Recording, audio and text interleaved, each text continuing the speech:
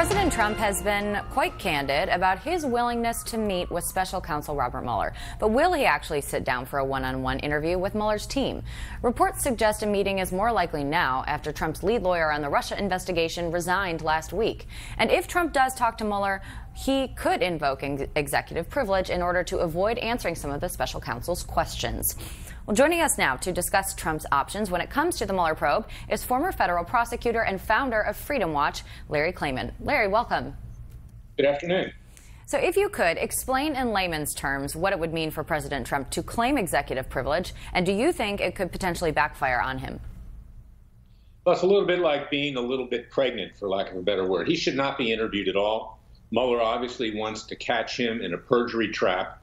And even if he claims executive privilege on some questions, he's going to have to answer other questions. When you walk into something like that, either you are prepared to fully cooperate or not walk in at all. It's a big mistake. Now, right now, he's got two lawyers, frankly, who are not the right lawyers for the job. He's got Jay Sekulow, who's a religious rights lawyer. He's not a criminal defense lawyer.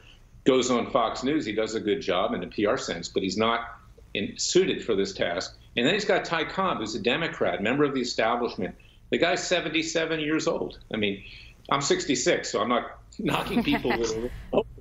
But, I mean, he's kind of slowing down, for lack of a better word. He needs somebody outside of Washington, D.C., someone who's not part of this establishment, someone who will go the distance, and someone who will challenge Mueller. And he should be now moving the courts, if necessary, go to the Supreme Court, to have Mueller's authority cut off, because he's far exceeded his mandate that was given to him by a Obama holdover, Rod Rosenstein, Deputy Attorney General. That's what should be done right now. Right. Should be going up the line to cut the whole investigation off. Right. So let's see if we can explore here this executive privilege angle, because could he invoke it? It's there, some say, to serve the public interest, not to save the president from embarrassment or reveal politically inconvenient information. So if that's true, how does Trump use it in a way where it serves the public interest if he does sit down? I know you said very adamantly that he should not, but how would he use something like executive privilege?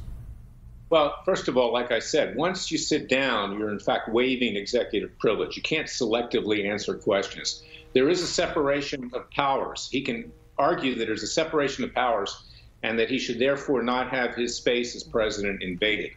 That's been argued successfully before in many instances. In fact, a case I brought when I was at Judicial Watch, I'm the founder, of course, dealing with the Cheney Energy Task Force. Vice President Cheney refused to submit to discovery, claiming executive privilege. So this is a viable option. He should also be striking back at Mueller by bringing a lawsuit, because Mueller has participated in illegally wiretapping him. He should bring a lawsuit against Mueller for that and seek to shut down the investigation.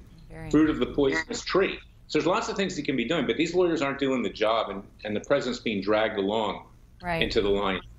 Very interesting insight. Want to have Monica Crowley weigh in on this as well. Monica, your thoughts on this issue and the probe? Hi, Larry. Good to see you. I had a question about Rod Rosenstein has been perhaps once, but maybe multiple times, approving Mueller's expansion of this investigation. You mentioned that the investigation has gone way beyond its original scope, which is true. But didn't that come with the approval of Mr. Rosenstein? Either it came with the approval, and I have a FOIA request pending for documentation concerning this right now, or it was tacit approval by him doing nothing. But this is his job. Mr. Rosenstein, can you tell us why you made... Sorry, that was some sound from a clip. Go ahead.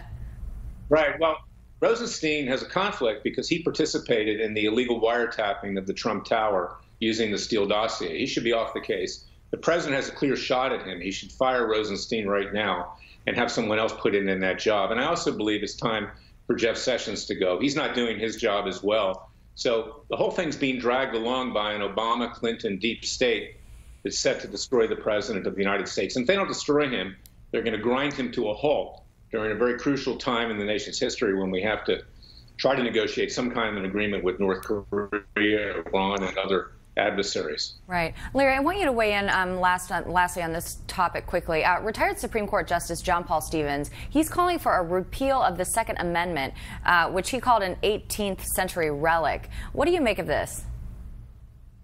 He's we're talking a little bit about old age today. I think maybe he's a bit over the hill there, because this is the foundation of our country.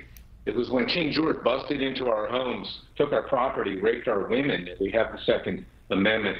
You can never give that up. And all dictatorships, as many people have said, take guns away from their people. Hitler did, Stalin did, others. We would be left defenseless against the tyranny of the federal government. I think, frankly, Stevens has just lost his mind. Right. All right. Well, thank you so much, Larry, for joining us. And Monica will stay here. We will see you for more news and a special look back on a civil rights icon after the break.